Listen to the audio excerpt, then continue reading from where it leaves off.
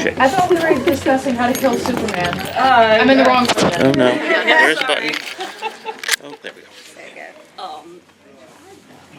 Are we on? The answer to how to kill Superman, I think, is talk to Batman. But, so this is the reading and I am Ursula Vernon, aka T. Kingfisher. Thank you all. That is very kind. And I am going to read a thing, or perhaps two things, depending on time. And it's always weird to know what to read to somebody, because you read like something that's a sequel or whatever, and people may be lost, and you read something that is old, and people may have already read it and be bored, or I have the occasionally I will read from something that hasn't come out yet, and people are like, when is it coming out? And I'm like, I don't know, because publishing schedules are weird.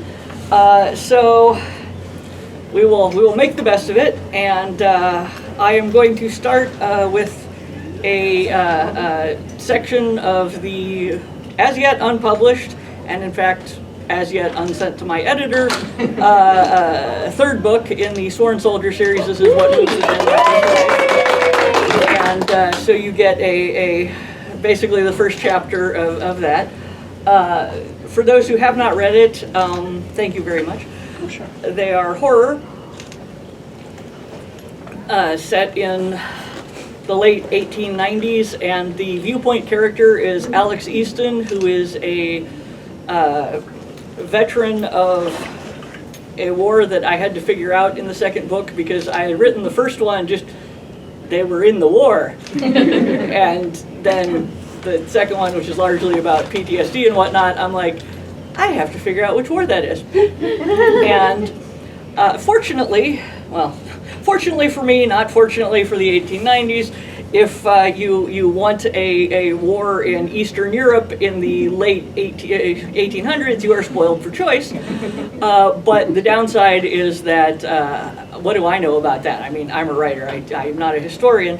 So I went on Twitter, actually, and was like, hey, all knowledge is contained in fandom. Does anybody here happen to know anything about wars in Eastern Europe circa 1880 something, like maybe the Bulgarian-Romanian war? And about an hour later, someone popped up and said, actually, I'm a historian doing my PhD on wars in Bulgaria in the late 1800s. Can I help? And I'm a big fan, and I'm like, I will never get this lucky again. Would you like to read a manuscript? So, thanks to her, it was much better, and it was a Romanian-Bulgarian war. But you don't need to know any of that for this. I just thought it's amazing because, the people you meet. So, the only other thing to know that doesn't come up much is that, at least in this, Alex is a sworn soldier, which means that they have a different set of pronouns, because their weird little country, Galatia, which I made up completely, has a very complex language and has different pronouns for men, women, children, animals, rocks, God, priests, and so they also had a different one for the sort of warrior class, and when you joined up, you got a new set of pronouns, and then normally it was only people born male who were allowed to join up, and then during a war, okay, I haven't worked out which war that one is, I'll ask someday, and another historian will show up probably. A bunch of people who were born female showed up and were like, there's nothing in the paperwork that says that we can't join and become soldiers, and they were like, you're right, technically that is allowed. And there's a war on, and you brought your own gun. Okay. So Alex is a member of this, what is essentially a third gender in their society, and the pronouns are ka and kan, but it only comes up like very briefly. And in general, they is just fine. Alex wouldn't mind. Alex doesn't mind a lot. Also, the first book, What Moves the Dead, is based on the fall of the House of Usher. it's about, there's a sort of fungus horror that shows up, spoiler alert. It's not a spoiler alert, you can tell that from the cover, which has mushrooms on it. So the person he is interacting with is his friend who helped him, helped them, god damn it. I keep misgendering my own protagonists sometimes. I wrote them. Ironically, if I'm going to, I always go male. So that probably says something about my psychology that's not good. I don't know. So between them, they defeated the horrible fungal horror, and it's great, and everyone's traumatized. Also, speaking of traumatized, you are both the first person to hear this passage and the first person to see me wear reading glasses in public, because I am old now and I can't see anything anymore. It's a rite of passage.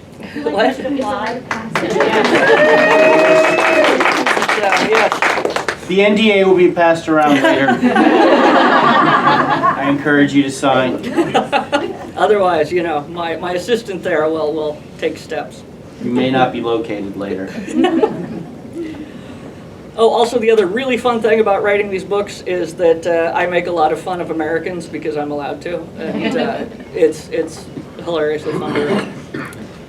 So this was America, fresh off the war with Spain, which was all that anybody was talking about. Guam. Everyone on the ship suddenly had opinions about Guam. Several people asked my opinion as a military man. They were wrong about the man part, but the thought of explaining Galatia's sworn soldiers to a boatload of Americans was so exhausting I needed a gin and tonic just to contemplate it, and a second one to decide that explaining would be a bad idea. As for Guam, my opinion was that it was probably a fine place and the weather was undoubtedly better than in Galatia. I developed the habit of smiling down into my gin and tonic and saying that I had never been to Guam and so wouldn't presume to know more than the people on the ground there. This had the advantage of being true and also generally made at least one other person in the conversation look like an absolute tit.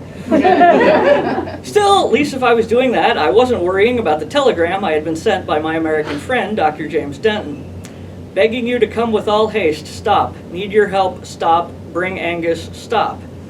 If it had been anyone other than Denton, I would have sent back another telegram to the effect of, what the devil is the problem, stop.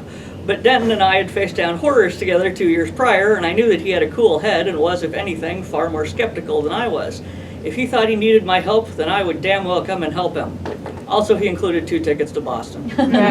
Also, my sister was going to have another child, and while I think babies are fine in the abstract, my sister has a regrettable belief that if I just hold one long enough, I will come to enjoy it. I will not. I have proven this to my satisfaction, but apparently not to hers, and America seemed like an excellent alternative. Land of opportunity, they say, which presumably includes the opportunity not to hold a baby. I say this all very flippantly, but I'll be honest, I didn't much care for the telegram. Not that I objected to Denton asking for my help, far from it. There are some experiences that bond people together more closely than blood, and the nightmare we'd faced had been one of them. If he needed my help, I'd come. No, what bothered me was the idea that whatever trouble Denton was in, it was the sort of trouble that required Angus and me to cross an ocean. As if, given the entire North American continent to draw from, Denton needed the 2 people he knew with experience in nightmares. I tried not to dwell on it, and instead lost myself in listening to people be wrong about Guam. It almost worked. Our ship steamed into Boston on a brisk October morning. The sun was shining, the water was relatively calm for the season, and the air smelled only slightly of brine and dead fish. Our crossing had been uneventful, our docking equally so. The jaws of the wharf closed over our ship and held it fast. The streets of Boston looked like the streets of any other port town I've encountered. It could have been London or Hamburg. Make half the people darker and half the walls lighter, and you could be in Barcelona or Istanbul. Skin and stone changes, not much else does. There are always children pelting around and harried-looking men moving cargo into wagons, and a few extremely worried men who do not have cargo and don't know why, and a dozen horses looking bored, and one horse looking like it is about to go on a rampage, and a couple of lost passengers huddling together like a clutch of baby chicks. Inevitably, a vendor is going to try to sell something to one or more of these groups, except possibly the horses. The familiarity was oddly comforting. In general, I rather like Americans. They're usually so terribly earnest, but I'd be lying if I said I wasn't a bit nervous. One American can really fill a room. I assume it only takes 100 or so to really fill a country.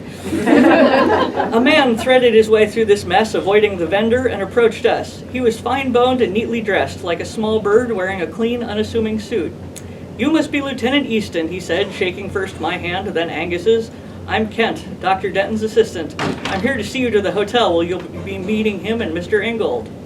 "Lead on, then," I said, trading a look with Angus. "We don't shake hands in Galatia, but Americans are completely mad for it, and you can't refuse or they get this confused, hurt look." I resigned myself to shaking a great many hands in the next few weeks. Kent secured a cab. Angus and I hefted our luggage onto the roof. "Is that all?" asked Kent. "No more trunks? No equipment?" "We travel light," I said, wondering what sort of equipment he expected me to bring. Angus had the rifle case. Did that count as equipment? Or did he think that all Europeans were like the upper-class Brits and had 5 different outfits for each meal of the day? Come to think of it, maybe the Americans do that too.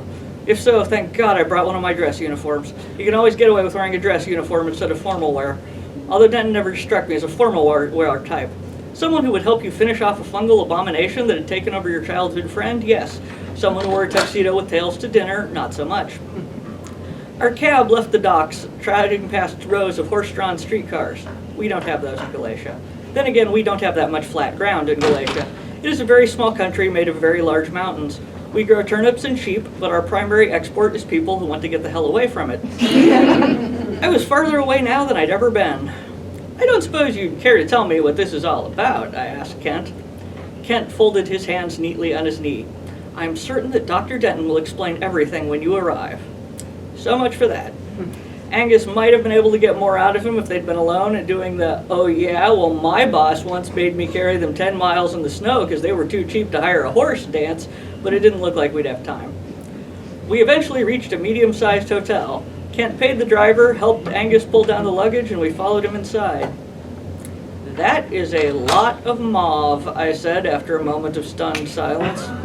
The wallpaper was mauve, the carpet that stretched across the marble floor was mauve, the draperies were mauve, the upholstery was mauve, the pillows scattered on the furniture were mauve with gold tassels. I suddenly knew how a bee must feel with its head buried in a mallow flower. Kent waved to the front desk and a man came out from behind it wearing a mauve tie. He shook our hands and said that it was the hotel's great pleasure to serve us. He clapped his hands and summoned a bellhop, dressed from head to toe in mauve, who took our luggage.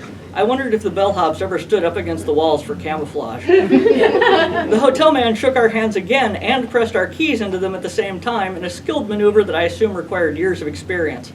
"Dr. Denton is waiting for you in the dining room," said Kent, herding us efficiently to one side of the lobby.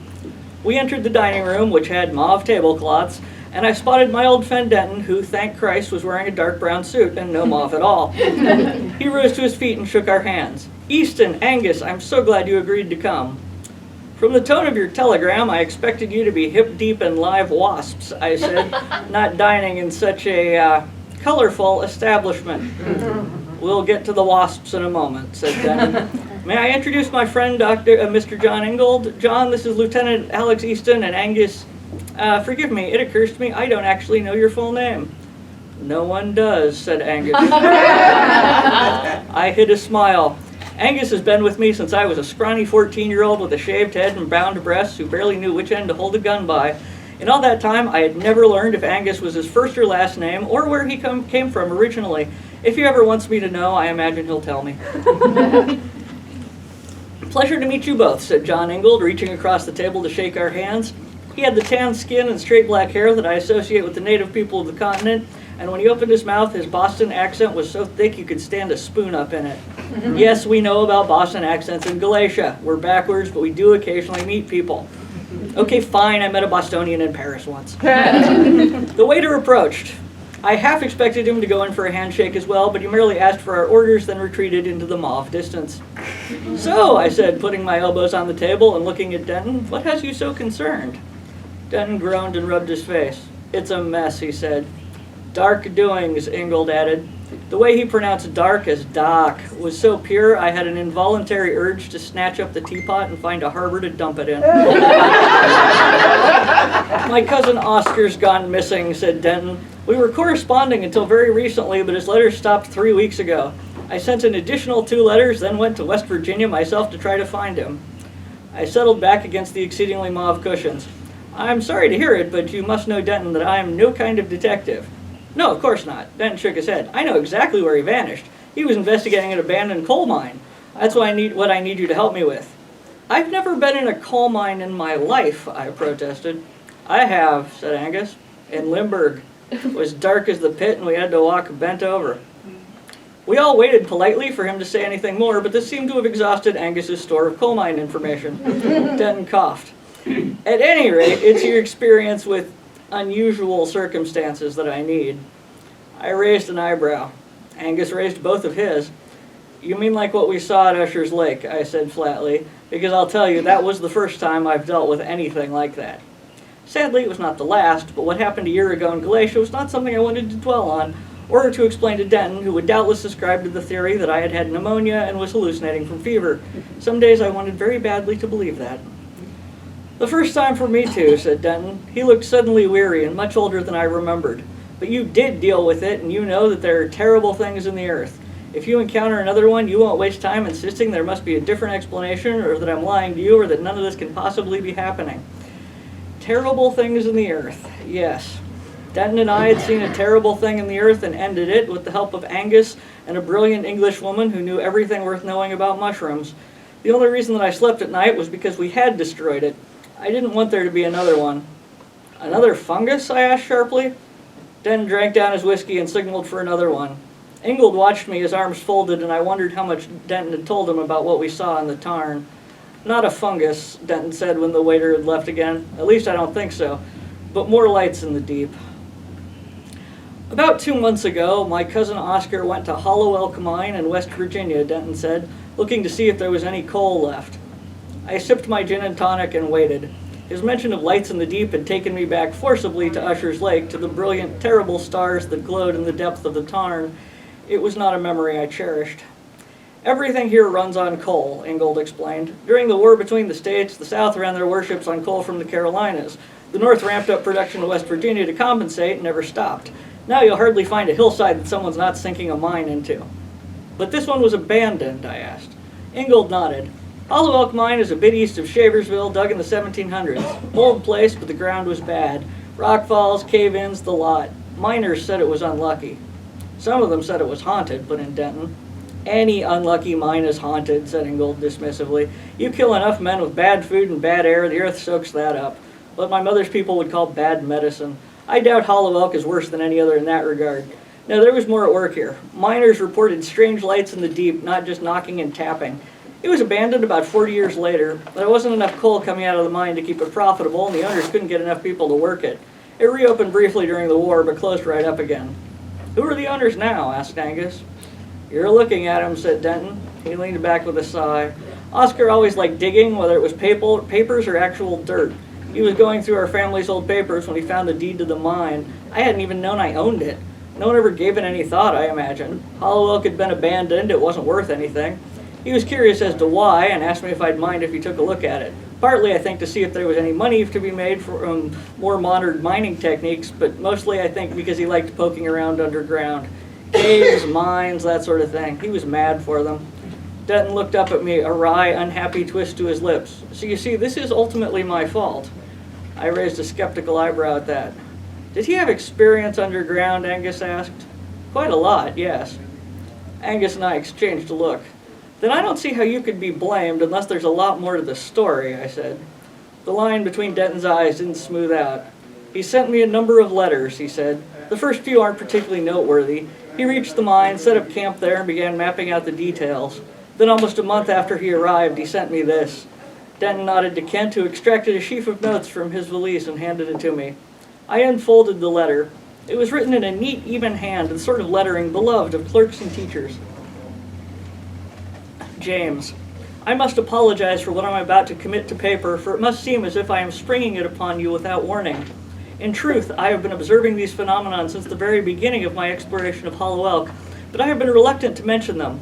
They were easily dismissed at first as the tricks a man's mind plays on him in the dark, and I did dismiss them as such until the evidence began to weigh too heavily against it. Ah, I thought, the sort of person who talks about observing phenomena. I actually quite like people like that, because if you can get them talking about their particular specialty, they will tell you the most fascinating anecdotes about botflies or ball lightning or things they have extracted from some unfortunate soul's rectum. They can be immense fun at otherwise stuffy parties. Back to the letter. I have been hearing sounds in the mine, not the creaks or knocks that are common to mines, but peculiar sounds as of something moving around within it.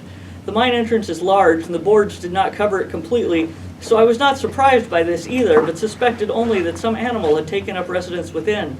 But of late the sounds have gotten closer, and there is something damnably odd about them. They are wet sounds, almost a squelching. Roger hears them too, so I have at least that much proof that it is not my imagination. Furthermore, things have been going missing. Sheets of paper and at least 2 fountain pens have vanished, as well as several tins of stew. Roger denies taking any of it, and certainly he is not a man to steal paper and pen. Indeed, I should be overjoyed to find a newfound tendency to literacy in him, and would happily gift him entire reams. I do suspect him in the case of the stew. He has lately acquired an enormous mutt from the nearby town, and I have no doubt it eats like a horse. I do not begrudge the dog the stew, though, as it is a comfort to have a watchdog about. Ordinarily, I would not trouble you with such minor matters, as the noise have continued on and on for weeks, and maybe nothing more disconcerting than a drip behind a wall, or a frog having taken up residence in some flooded subsection, and of course things go missing everywhere, most particularly pens. But yesterday, while I was mapping the lowest area in the 3rd level, the last area excavated before the mine was abandoned, I saw something impossible in the depths. I saw light.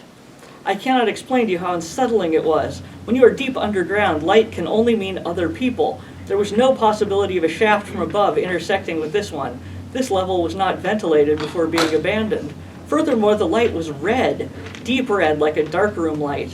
I had turned off my own carbide headlamp to refill it, and at first I thought my eyes were playing tricks on me, but there was indeed a red light much farther down the tunnel. It did not flicker like firelight, but was strong and steady. I am not one of those people who carries a pistol wherever he goes, certainly not within a mine, but I tell you, James, I wish that I had one then. There was something desperately frightening about seeing a light underground where no light should be.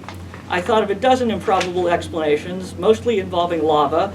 You'll laugh at that, and I would too. But I think nothing could realistically explain such a light. Very likely I should have gone to fetch Roger to explore the tunnel with me, but at the time all I could think was that if I did not go at once, whatever made the light could follow me up the sloping shaft to another level, wait there, and then come down behind me. I could not bear the thought, so I redonned the carbide lamp and went forward towards the light. I will spare you suspense. I did not find the source. It went out almost as soon as my own light went on.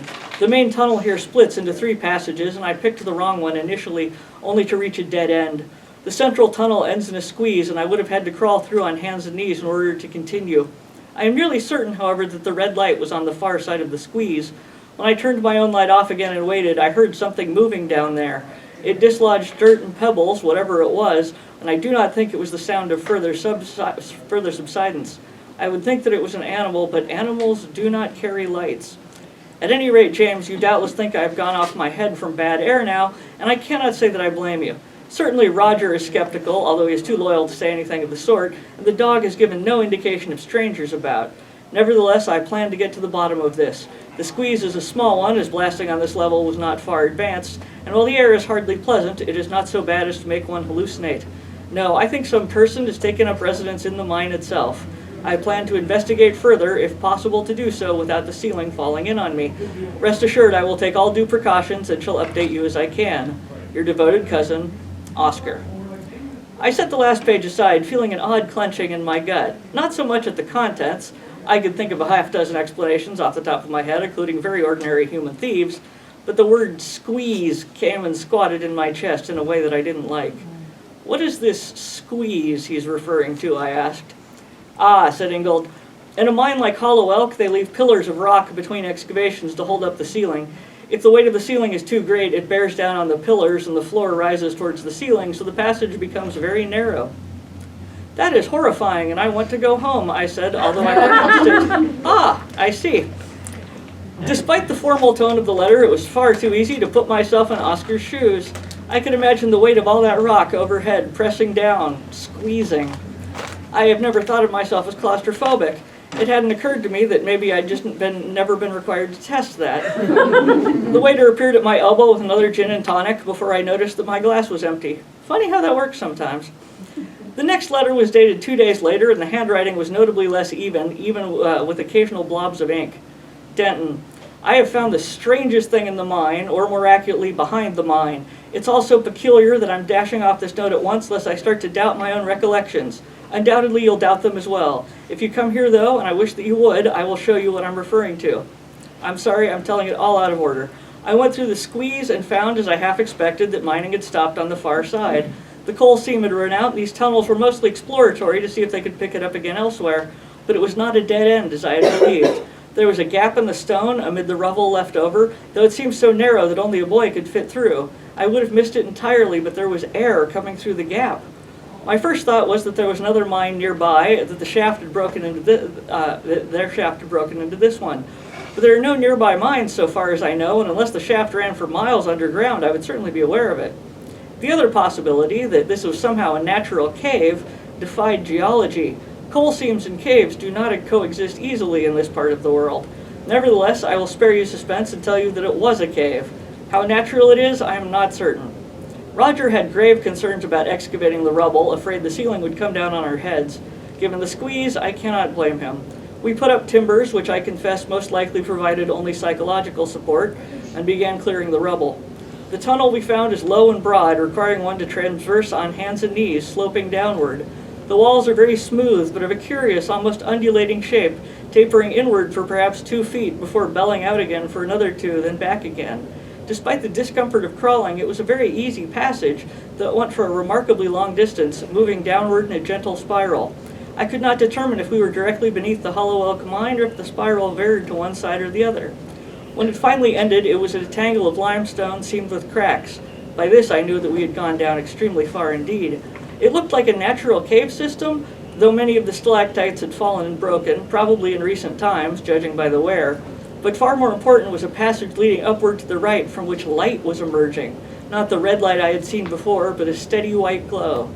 Denton, it was a marvel. A chamber 100 feet across, floored with some gemstone I've never seen before. It was perfectly smooth, almost like glass, and shone like mother of pearl, and it glowed in the darkness with a light strong enough to read by. I've never seen anything like it. It was beautiful and impossible, and it filled me with the awe and dread that only the inexplicable can invoke. I do not know how such a thing came to be. The gemstone was too hard to break off, and Roger certainly tried his best. He did not like the cave, though, pronouncing it not canny.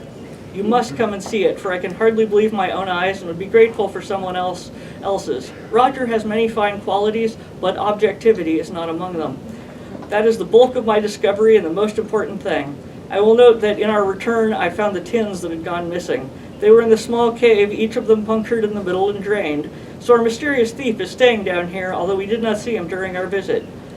Please come at once. This is an extraordinary find, and one which deserves to be brought before the eyes of men of learning. Yours, Oscar. Huh, I said when I reached the end and handed the last page to Angus. A gemstone cavern underground? Sounds almost too fabulous to be true. You're not the only one to think so, Ingold muttered. And finally I received this. Denton shoved a much-folded slip of paper across the table at me. I unfolded it and saw another telegram.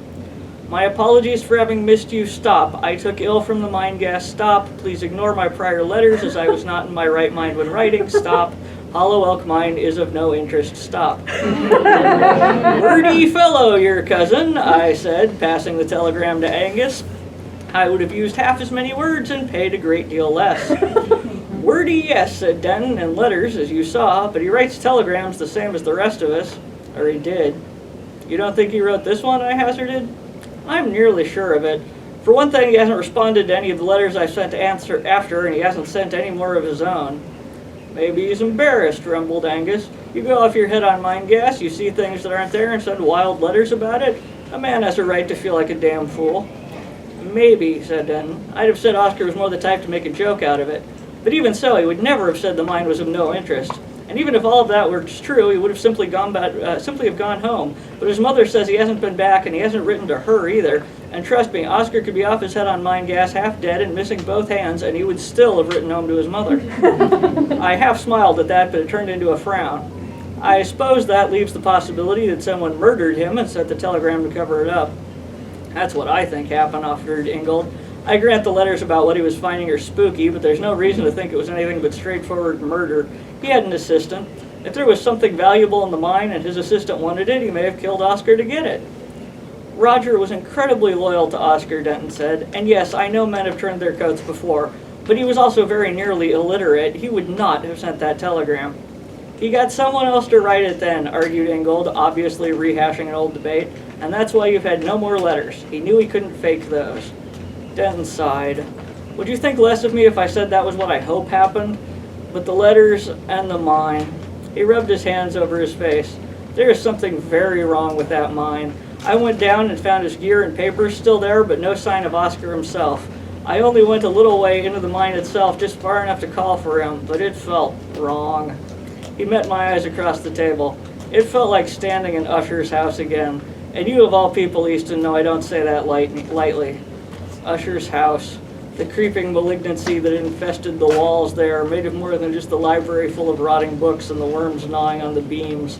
The thing that had dwelt in the dark lake and sent fingers up into the house itself. Yes, I knew. The thought of facing such a thing again made me want to turn around and head straight to the docks for a ship going back to Europe. In fact, if there wasn't a ship, I might see how far I could swim. But Denton had asked for my help, and there was nothing in me that would allow me to turn tail when a friend needed me. Ours is not to question why, etc. I hate that poem, but I understand it. I drained my gin and tonic and set it down. All right, I said, when do we leave? So that is the opening.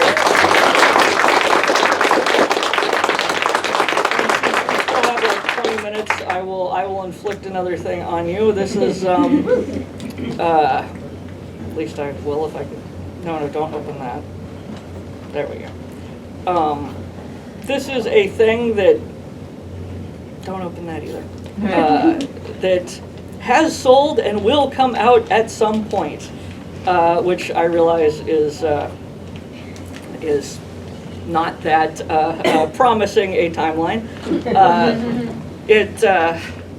It actually came about because we were talking online about if you could write a Star Wars book, what would it be about?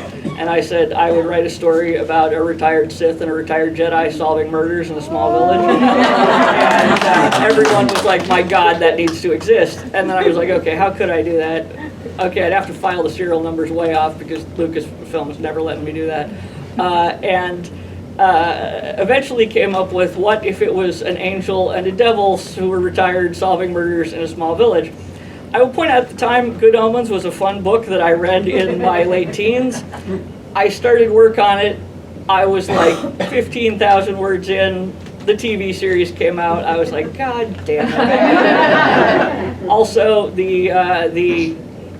I put it down for a while. Then I sent it to my editor, and she was like, this is charming. Yes, you should write more. The devil was also named Fell, and then season 2 of Good Omens came out, and I was like, God damn it. So I renamed him Fear, and here is the opening. Once upon a time, there was an angel and a devil who lived at opposite ends of the village. The devil was as old as time and twice as wicked, and his superiors had not wanted him to retire. But he had grown peculiar over the years, and strange feelings had grown up like weeds within his heart, and so there was some relief among the upper ranks as well. He was no longer what he had been in his youth, but in his youth he had pulled stars from the sky and sent them hurtling down to earth, and there was a general feeling that he was best put somewhere out of the way, and the greater part of his powers locked away behind the door with 100 keys. The angel was not quite so old, and her superiors had very much wanted her to retire. It's not that she's bad, one of the seraphim said, obviously, but she's so enthusiastic you always get the impression she might fall from grace purely by accident. He was made of wings and eyes set in rotating wheels, and talking about her made his wheel of eyes spin in a manner that would make an Old Testament prophet run screaming into the wilderness. The other seraphs nodded or spun or roared their agreement, and so the angel was told that she had a very special assignment on earth, and the greater part of her powers, too, was locked away behind the door with 100 keys. The devil arrived first, and he built his home of stone and blackened wood, and around it he grew a garden full of dark leaves and contorted stems, writhing vines, and fleshy carnivorous trumpets. All the best carnivorous plants were tropical, so he also built a rather modest greenhouse and put enormous windows into the walls of his home so he could bring the plants in for the winter. He took the form of a lean, saturnine man with graying hair and gnarled hands. His neighbors generally found him unobjectionable, and if he carried with him a slight scent of smoke, they assumed he had been burning leaves or brush and thought no more about it. He gave his name as Nicholas Sphere, and he lived in the village for nearly 50 years before the angel moved in. The angel called herself Seraphina Fuller and took the form of a plump little woman with curly white hair and piercing blue eyes. The seraphim were well aware she would have completely neglected to build a house at all, so they arranged to create a rather nice home for her. Unfortunately, the seraph in charge of the project was somewhat desert-minded, having spent many years in the wilderness fending demons off saints, and so the end result was oddly specific. Yeah. I saw something like this in Santa Fe once, said a junior seraph studying the result. So, said the head seraph defensively, lots of humans in Santa Fe, aren't there? It looks like a human would live there. Very airy, lots of light. Yes, said the junior seraph. It's just that Santa Fe is in a desert, you see. Something wrong with deserts? Asked the head seraph, bristling. The second junior seraph nudged his compatriot meaningfully in the eye wheel, and the first one and did not point out that generally one did not place Pueblo-style architecture in areas that received over 40 inches of rain a year. It was not worth getting on the head seraph's bad side, particularly not over Seraphina Fuller. Regardless, the angel saw it, pronounced it perfectly darling, and attempted to hug the lead seraph, who dodged successfully. Nicholas Sphere knew there were seraphs in the neighborhood, of course. Even if he could no longer tell a fox from a cat at 1,000 yards in the dark, there was no mistaking angels. They were like an afterimage burned into his retinas, so that every time he glanced towards the village, he saw eyes and wings and wheels imprinted on his vision. He suspected that they didn't know he was there. He was not exactly hiding, but his powers were damped far down. They could have seen if they looked, but there was really no reason for them to look. Eventually they left. Fear wondered if he ought to go and see what they had been bothered about, but he'd just gotten an assortment of hybrid pitcher plants in the mail, and he was, after all, retired, and besides setting out the exacting requirements for the pitcher plants, rainwater only, damp sphagnum moss, and under no circumstances could they be allowed to dry out, and then having to move his potted agaves indoors before a cold snap, he mostly forgot about it. Then he had a line on some very interesting tropical plants from a human in Texas, and he drove down to pick them up, and even for demons, driving across Texas is a little like eternity. By the time he thought about the angel again, it was 5 years later, and it was much too late to get rid of her. And now the murder. Father Hartley was dead. Seraphina had seen dead humans before, of course, but never while she was dressed as one. She was surprised to find it made a significant difference in one's view of the matter. This man was alive yesterday, and now his body has just stopped, for whatever reason. Whatever reason in this case probably involved the small hole and large stain in his shirt. His chin was on his chest, and his eyes were open. "Father Hartley?" she said cautiously, as if he might wake up and scold her for disturbing him. "Holy Mary, Mother of God," said Janet Moffat from the doorway. "Is he dead?" Seraphina inched into the room. She knew perfectly well that he was dead, of course. Angels could see when a body has a soul in it, and Father Hartley's had departed the premises. Still, it seemed somehow rude not to check. "Is he dead?" Janet repeated in a stage whisper. "I am afraid he may be," said Seraphina. She reached out and touched the dead man's shoulder. He had been wearing a shirt with a Roman collar, and the fabric was the same temperature as the room. Seraphina felt dutifully for a pulse. She wasn't entirely clear where a human pulse was located, but that probably didn't matter because Father Hartley certainly wasn't going to have one anyway. She ended up just putting her fingers against his neck and assuming an appropriately grave expression. "I am afraid," she said, giving it a little more emphasis this time, "he really is dead." "No!" Janet crossed herself and sagged against the doorframe. "What do we do now? Should we call an ambulance?" Seraphina suspected that an ambulance was not going to do much at this juncture. Maybe you could call the police? The police? Janet blinked at her. She was a mild-mannered grandmother who did the flower arrangements for the church. Seraphina wondered how to phrase this in the least upsetting way possible. It's just that he seems to have been shot. Father Hartley's been shot? Yes, I think so. Are you sure? Seraphina looked down at the small hole and the large wet patch. The smell of blood was distinctive.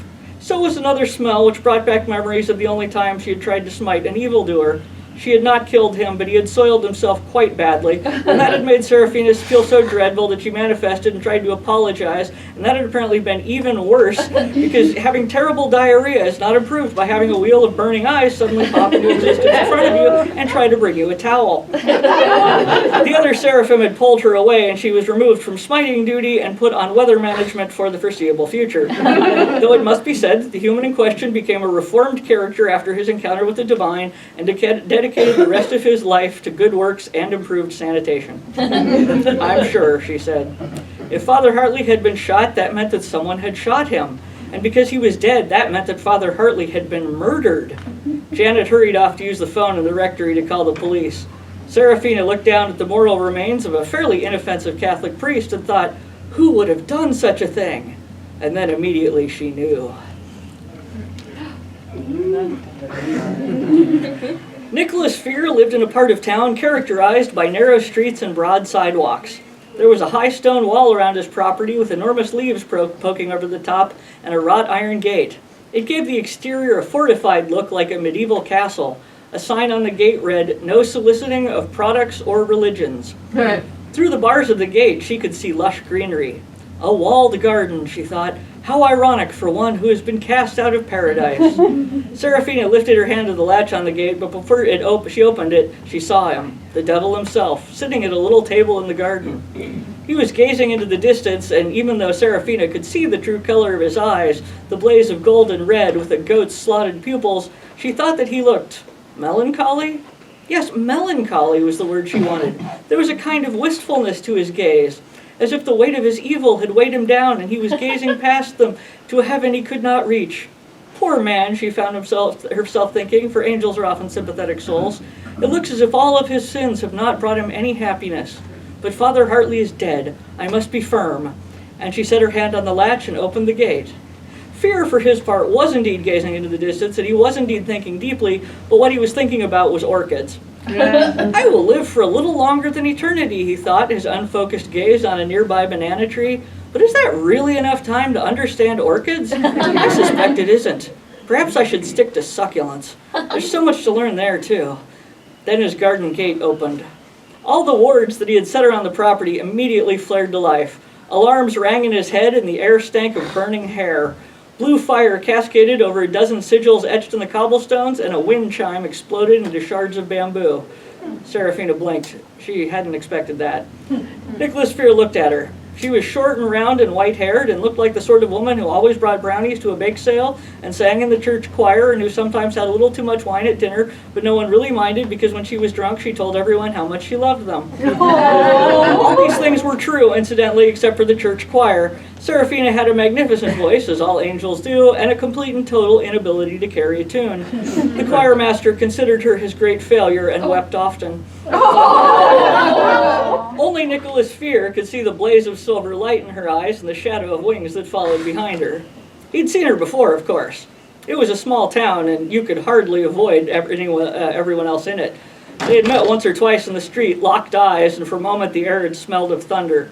Then they had both very carefully stepped back from the brink. They were both retired, and Fear at least had nothing to prove. He had ceded most of the humans in the town to her without a fight. The vast majority of humans were not worth bothering oneself over. He had staked out the hardware store, the feed store, and the smaller of the two coffee shops as his personal domain, and for the most part she respected that. She had intruded on the hardware store once, and he had risen from behind the tool section with his eyes glowing, ready to do battle. Then he heard her ask rather desperately for a toilet plunger.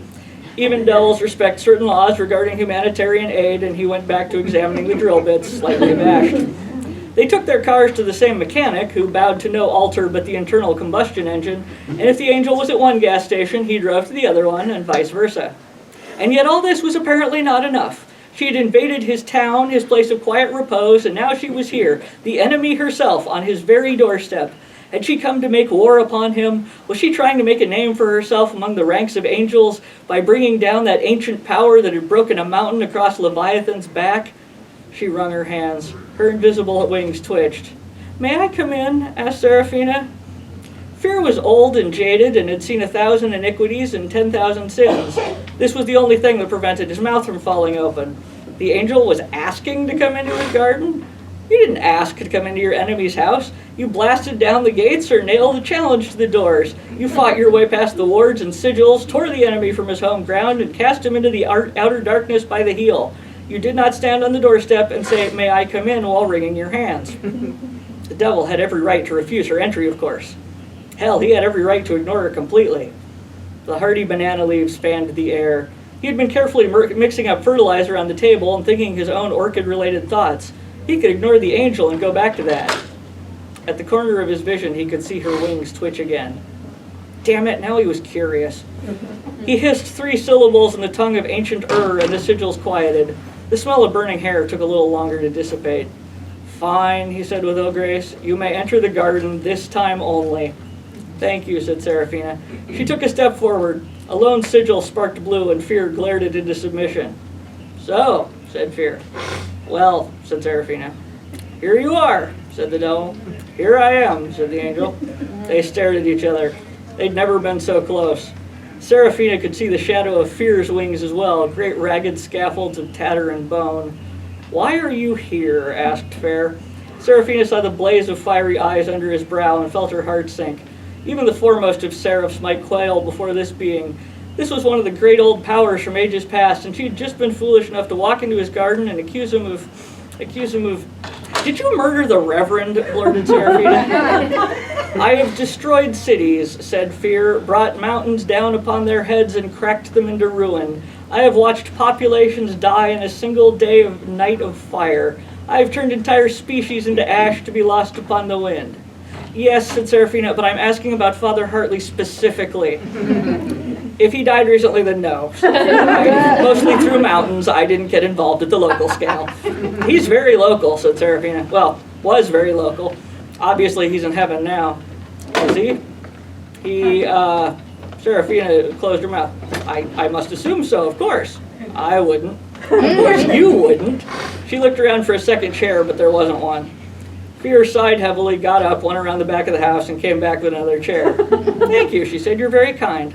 "Not particularly. I can simply tell you don't plan to leave, and if you're sitting down, you're less likely to trample anything valuable."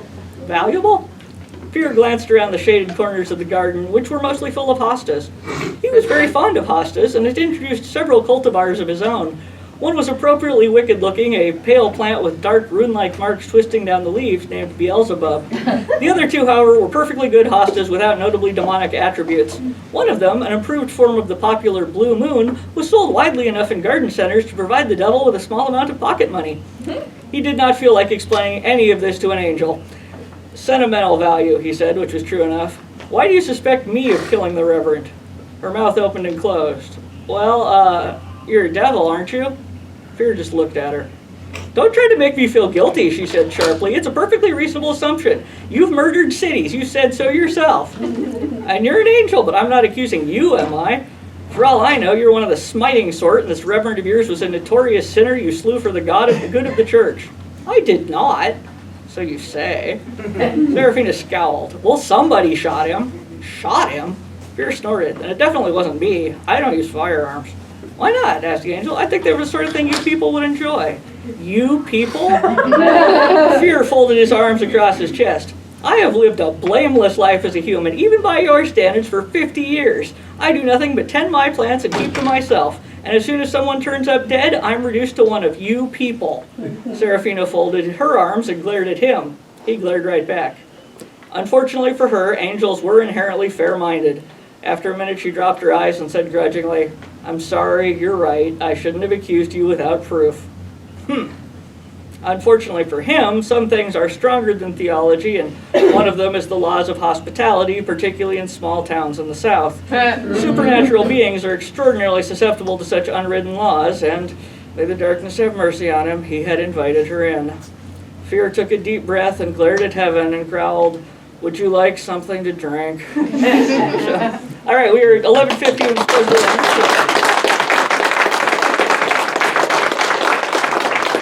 And apparently I have a book signing in here in 10 minutes, so I'm just going to continue to be here, and you can leave if you want. I won't be offended if you have somewhere to be. If you're here for the book signing, we usually start a line here. If there are any patrons that would like their book signed, they're patrons, they get to jump to the front of the line.